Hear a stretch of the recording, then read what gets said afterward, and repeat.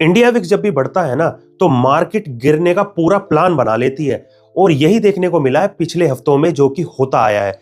धीरे धीरे छोटे छोटे कदम लेते हुए इंडिया विक्स जो है अभी 13 पॉइंट को पार कर चुका है। अभी देखना यह है कि वो 15 या 20 से मार्केट को गिराता है या फिर अभी ही मार्केट को गिरा देते हैं, क्योंकि रुझान इसी तरीके के बने हुए हैं।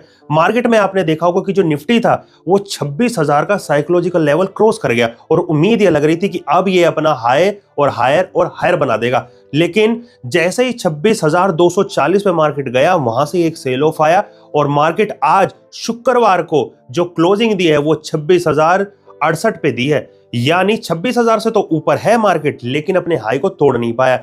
आने वाले हफ्ते में देखना यह होगा कि मार्केट किस तरीके से काम करती। अगर 26,000 पे सोमवार या मंगल यानी जो एक्सपायरी होने वाली है उस पर टिक जाता है तो उम्मीद ये करते हैं कि मार्केट ऊपर चला जाए और अपने हाई को तोड़ दे। लेकिन अगर 26,000 को निफ्टी ब्रेक कर देता है, वापस नीचे आ जाता है, तो एक बड़ा सेल ऑफ आ सकता है। यानी 26,000 का निफ्टी में बड़ा साइकोलॉजिकल लेवल है। ये टूटता है तो कितना नुकसान होगा वो देखने वाली चीज होगी। अब बात करते हैं ऑप्शन बायर्स की। ऑप्शन बायर को भी इस हफ्ते भी नुकसान ही देखने को मिला, झेलने को मिला, क्योंकि एक दो कैंडल का ही काम देखने को मिला और उसके बाद में सारा दिन मार्केट साइडवेज ही रही, कुछ खास देखने को नहीं मिला। बात करते हैं बैंक निफ्टी की। सो बैंक निफ्टी में भी कुछ खास देखने को नहीं मिल पाया। मार्केट ने अप डाउन का मूवमेंट तो दिया, लेकिन जो हायर हाई बैंक निफ्टी ने बनाया था यानी 59,000 का, उसको ब्रेक करके अभी वो 58,850 पे शुक्रवार को क्लोजिंग उसने दी है। अब आगे वीडियो में बाय बैक होने वाले इन्फोसिस शेयर के बारे में बात करेंगे। सो वीडियो के साथ बने रहिए, चैनल को सब्सक्राइब करना शुरू करते हैं वीडियो। असली दीप एडवाइस नहीं, असली एजुकेशन। इन्फोसिस शेयर का जो बाय बैक है वो 1800 रुपए पर होने वाला है। यानी अभी जो शेयर चल रहा है वो चल रहा है 1545 पे, यानी जो शुक्रवार को क्लोजिंग दी है। और मार्केट में काफी अच्छी तेजी भी देखने को मिली लास्ट वाले 2 दिनों में, जैसे ही न्यूज निकली कि नवंबर के एंड में ये हो सकता है। और इसके लिए मैंने वीडियो भी बना कर दी थी जिसके अंदर ये आइडिया भी लगाया था कि बाय बैक की डेट क्या हो सकती है। वो बड़ी कैलकुलेशन के साथ मैंने बताई थी। वो वीडियो ना देखी हो तो मैं या तो पिन कर दूंगा या डिस्क्रिप्शन में उसका लिंक डालूंगा, वहां पे जाके आप उस वीडियो को देखना। उसमें इन्फोसिस और बाय बैक क्या होता है, किस तरीके से होता है और इन्फोसिस में क्या क्या चीजें या फिर प्रॉब्लम या फिर सॉल्यूशन है, उन सारी बातों के बारे में बात की गई है। उनको जरूर उस वीडियो को देखिएगा। तो जो इन्फोसिस का बाय बैक है वो 1800 रुपए पे होने वाला है। यानी अगर आपके पास इन्फोसिस शेयर है और आप बाय करने का सोच रहे हैं तो यही ठीक टाइम है, क्योंकि आपका बाय बैक होगा वो 1800 पे होगा। मान के चलते हैं अगर 1600 पे लिया तो 1800 पे बाय बैक होगा। सुनने में कितना सुंदर और अच्छा लग रहा है, लेकिन मैं आपको इसके अंदर की बात बताऊं। होता ये है जब भी आपके पास या तो नोटिफिकेशन आएगी, जिस नोटिफिकेशन में आपको ये बताया जाएगा कि इन्फोसिस या फिर कोई फलां शेयर यहाँ पे बाय बैक कर रहा है, सो आपको वो बाय बैक करना है कि नहीं करना है, यानी वहां पे देना है, बेचना है अपना शेयर या नहीं करना है। बाय बैक का मतलब सीधा सा यही होता है कि कंपनी अपना जो शेयर है उसको खुद खरीद लेती है। वो क्यों खरीद लेती है? क्योंकि कंपनी का एक रुझान ये होता है कि आने वाले टाइम में हमारा शेयर और ग्रो कर सकता है, या फिर एक जो बायर्स होते हैं जो शेयर मार्केट में अपनी एक इंपॉर्टेंस, एक अपनी एक पावर बनाने के लिए और ये दिखाने के लिए कि हमारी कंपनी और हमारा शेयर कितना मजबूत और स्ट्रांग है। सो बाय बैक कंपनी इस वजह से करती है और जो कि इन्फोसिस 1800 पे कर रही है।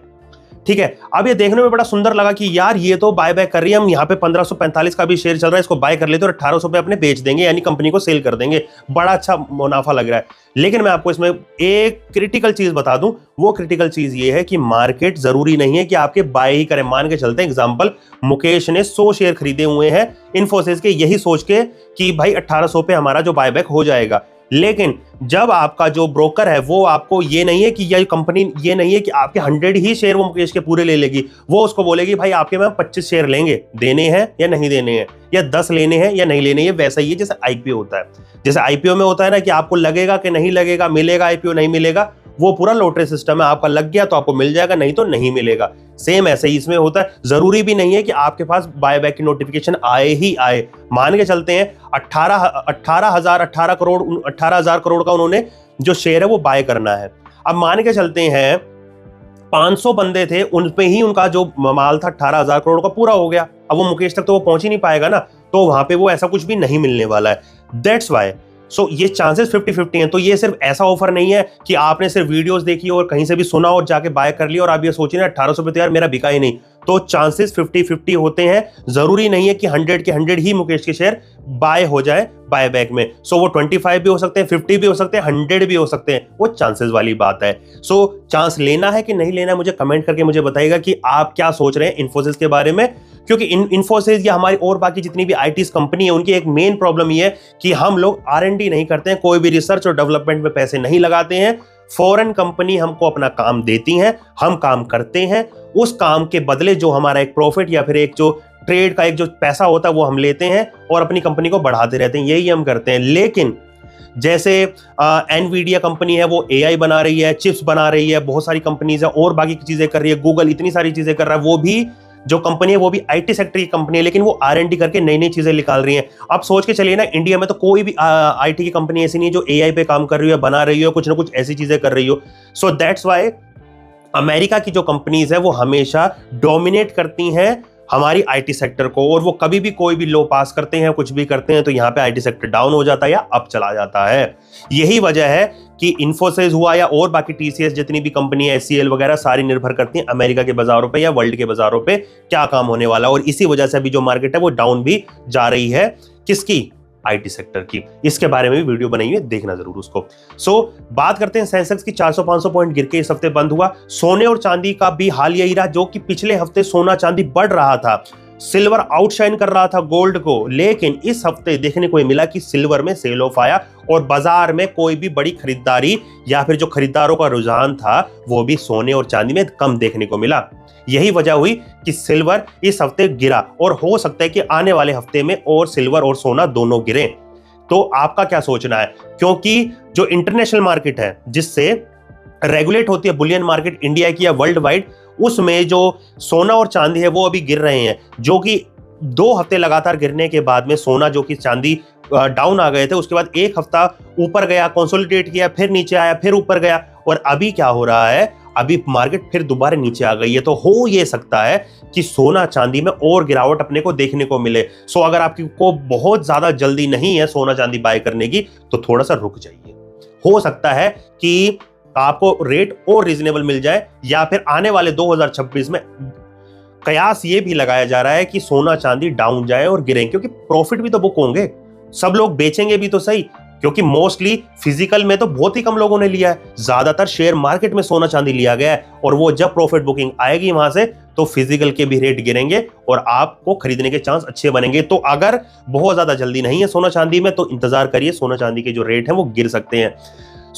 बाजार आजकल की इस 3rd एपिसोड में आपने सारी चीजें समझी, सीखी और जानी। अगर कोई सवाल आपके दिल में हो तो मुझे कमेंट करके बताइएगा। और कुछ बुक्स भी ऐसी होती हैं जो कि इंसान को पढ़नी चाहिए शेयर मार्केट में काम करना है तो। वो कौन सी बुक हो सकती हैं? पहली बुक उसमें है ट्रेडिंग इन द जोन, और दूसरी बुक है इंटेलिजेंट इन्वेस्टर। ये 2 बुक मैं आपको रेफरेंस कर रहा हूं, इनको आप पढ़िएगा। थोड़ा टाइम जरूर लगेगा, ज्यादा ना सही 1-1, 2-2 पेज का भी आप अगर क्राइटेरिया बनाकर चलते हैं तो ये 2 बुक आपको भी इतना ही नॉलेजेबल बना सकती हैं जितना कि और कोई नॉलेजेबल हो सकता है शेयर मार्केट में। इन 2 बुक को पढ़िए। आने वाले टाइम में मैं और भी कुछ सजेस्ट करूंगा। इन बुक्स का जो लिंक है वो आपको डिस्क्रिप्शन में मिलेगा, डिस्क्रिप्शन में जाइए, उन बुक को बाय करिए, खरीदिए, उनको पढ़िए। हिंदी और इंग्लिश दोनों के लिंक मैं आपको इसमें डाल दूंगा, आप इनको पढ़िएगा, समझिएगा, क्योंकि हमारा मकसद है आपको एजुकेट करना और समझाना और आपके शेयर मार्केट में बने रहने के लिए अच्छे से आपके कदमों को मजबूत करना। वीडियो अगर पसंद आई हो चैनल को सब्सक्राइब करिएगा, कमेंट करिएगा, शेयर करिएगा, जिससे एल्गोरिदम जो है यूट्यूब का वो इस वीडियो को ज्यादा से ज्यादा बढ़ा पाए और ये हमारा जो एक सीरीज चल रही है बाजार आजकल के 3rd एपिसोड जैसा भी आपने देखा वो लोगों तक ज्यादा पहुंच पाए। उम्मीद मैं करता हूं कि वीडियो को आपको पसंद आई होगी। मेरा नाम है दीपक। टेक केयर, बाय बाय, शुक्रिया।